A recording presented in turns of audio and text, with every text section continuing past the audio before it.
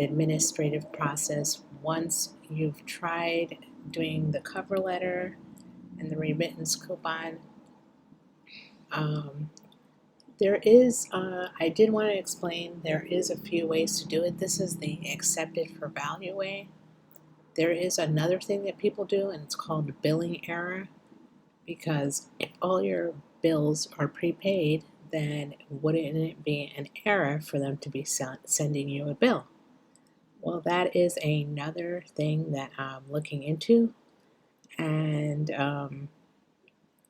once I have more information on that, I will share that with you. So anyway, this one is the accepted for value way, which is still the administrative process. And here they use the conditional acceptance and the proof of claim. And this, you would still do it with the billing error or any way that you would do the administrative process. See right here, administrative remedy, private administrative remedy. So after you've sent your cover letter, the next thing they recommend here, which is redemption manual. If they didn't automatically discharge it, here's one of their examples. So I just wanted to show you, and I'm going to kind of leave it here. So if you want to take a screenshot, and you're just you'll have to do proof of claim. So a conditional acceptance is saying, I agree to pay you, you're agreeing with them. But you need to prove to me that these things are invalid.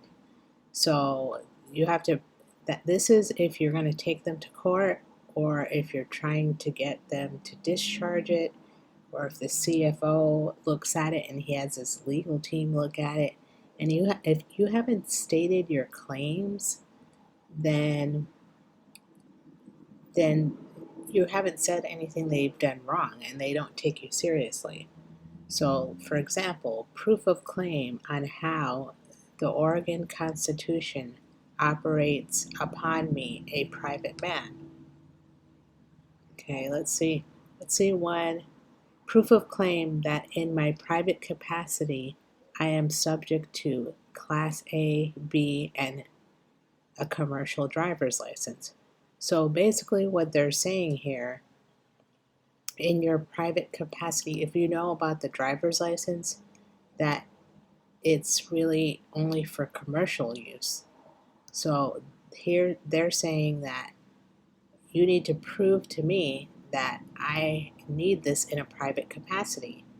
So the way they do it is proof of claim that in my private capacity I am subject to Class A, B, and commercial driver's license. See this. So this is probably one of their codes or laws. And here it probably says that in a private capacity, a driver's license is not required. So this one looks about traveling and not driving, if you know about that. So here they're stating all the required things, right, under the law. Proof of claim that the state of Oregon via the DMV sells any other driver license. Proof of claim that my private vehicle is not a recreational vehicle that is operated solely for personal or private use.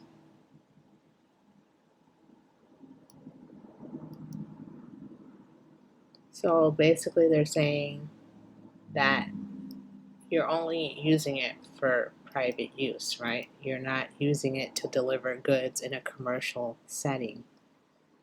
So basically you're going to do all these proof of claims. Proof of claim that the private man does not have the right in light of ORS 801-305. So here, anything that the law is requiring, proof of claim that the secured party has access to lawful money of account to pay debts at law without becoming a tortfeasor. So they're saying they need to prove that you have access to pay with lawful money of account Now, do we go around paying with big bars of gold? Nobody has that, right? Nobody can do that. Even where you pay your bills, they don't take that. So they have to prove that we don't go around paying with gold bars. I don't know how they're going to prove that because we don't. You could just say, like, look at all my bills. None of them say that I can pay with lawful money. So they need to prove that you can pay with gold and silver. Are they going to be able to do that? Probably not. So you're requiring them to prove what they need to prove, according to law. Then, after that, you can state any violation. So if you're doing like bills and stuff like that, the main ones where you can find what they require is under 12 and 16 CFR, and that's the Truth in Lending Act, and that's what that looks like. And that's where you'll find your proof of claims, because under the CFR, that's judicial law. Then once you find your proof of claims for whatever you're doing, see, here's for a collection or a credit card, proof of claim that CCC gave full disclosure to all matters dealing with said contract as to the U.S. bankruptcy, form of payment, what was loaned. Okay, do they ever tell you about the U.S. bankruptcy? Do they ever tell you that they didn't actually loan you money, that it was extension of credit? They have to show you proof where they told you all about that, where they disclosed that to you. So they're going to have to provide that proof. And when they can't, that means they can't rebut it, because there is no proof. If they'll need to show you their accounting where they took money out of their bank account and specifically loaned you money. Like when you go to the bank and you say, give me $10,000, they have to go behind some vault and give you $10,000 worth of money. Do they do that? No, you just see it come up in your account or wherever. And where did it come from? Did it come from their bank account? Okay, then well, show me your accounting. Show me where that transaction came out of your bank account into my bank account. And when you show me that, I want it notarized and signed under penalty of perjury by an accountant. So that's how you're getting them. And then once you find whatever your situation is under the 12 CFR or the 16 CFR, the proof of claims, the things that they're required by law to do, and they're failing to comply. They're failing to do the full disclosure, to tell you about these things. That's where they failed. You could say, this credit card company failed to comply with the requirement of full disclosure. And then if you've ever heard of violations, a lot of those are under Title 15 or under 15 USC. A lot of them are under the 15 USC. So you can find a lot of those there, and a lot of violations to these. So first you find out what they're required by law to do under the CFR, either 12 or 16, there's a lot of them, regarding billing and bills. And then you find the violations, a lot of them under 15 USC, there's 1601 and 1640, and there's a lot under 15 USC, different ones that you can find. So you need the requirement and the violation. The violation, sometimes that's where you can, if you find if they didn't meet one of the requirements, if they're failing to meet a requirement, that's when you have a violation. And some of the violations pay up to $1,000 each. So that's where you would look. So make sure you do the proof of claim. As you can see, they start off just by saying, I am in receipt and conditionally accept the value, your letter entitled demand of payment for debt, reference number. Okay, it has come to my attention that has applied to the above matter that there not has been a true qualified meeting of the minds. So in order to have a contract, you do have to have meeting of the minds. You have to have equal consideration. Equal consideration is where you're giving your signature, because that's what gives you the credit, and they're giving you something of value. But as we know, they're just extending you your own credit. They actually never gave you anything. So there is no equal consideration. And also, there must be a meeting of the minds. If you read Meet Your Straw Man, which is a $5 book, and also you might be able to find it online free, a PDF. I think it's on page 12 or 13. It actually gives you like the 4 or 5 things you need to have in a contract. If you don't have those things, then you don't have a valid contract. One of the things is a meeting of the minds.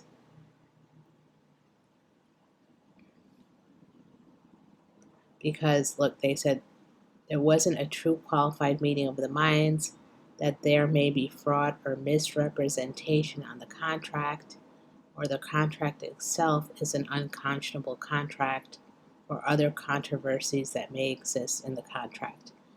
As I want to resolve this matter as soon as possible, I am initiating this private administrative remedy to determine such matters, and I agree to continue making payments predicated upon your proof of claim. So you're saying you'll start doing these if you can prove that you gave me the full disclosure. If you did all these things, right? So you can go ahead and read all this. I'm kind of stopping here so you can look at those. You can screenshot them. There's the consideration, lawful consideration. So that the undersigned has had or has access to money that constitutes lawful consideration. So where's the proof that they had money behind the vault, or that the money was transferred from their account to your account, and you want it from an accountant, and it should be notarized and signed, and also, signed under penalty of perjury. Usually they're not going to give you because they didn't do that. So that's where you're going to get them, that they're breaking all these laws and requirements, right? So you see how many people put, and then after that, you can, if you find any violations as a result of them not meeting the requirements, you can also put that there, right?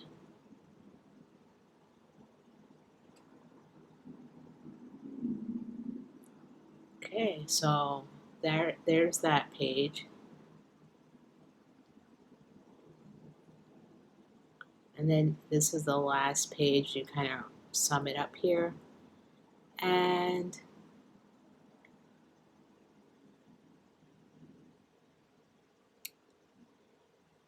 over here is where you sign. And you see how they have the notary, because the notary stands for a witness in court. So if you do this when you're doing the administrative process, it's like they're like your witness. So in a court or arbitration or mediation, this would count as a witness.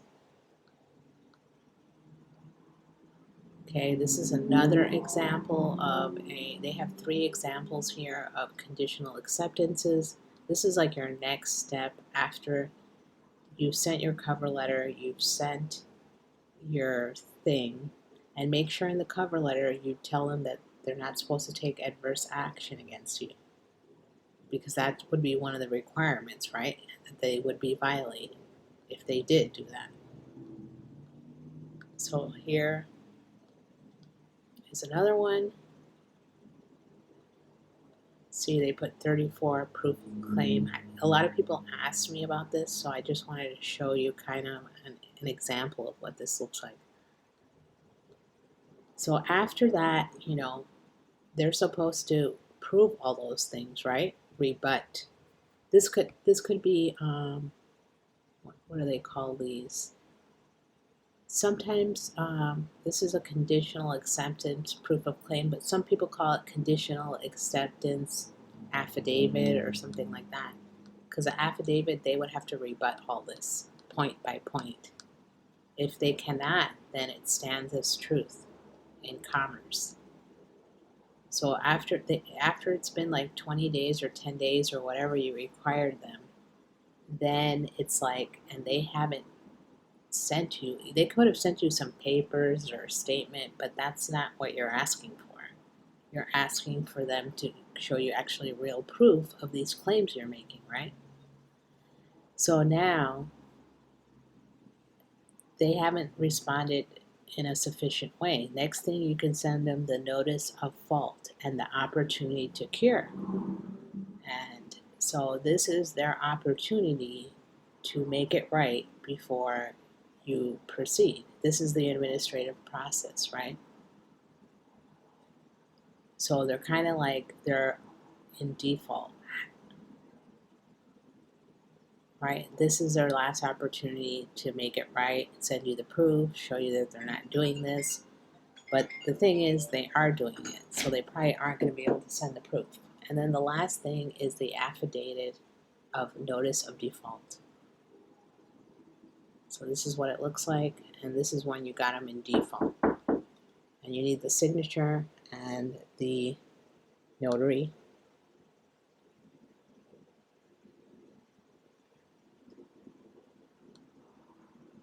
So once you've done all that,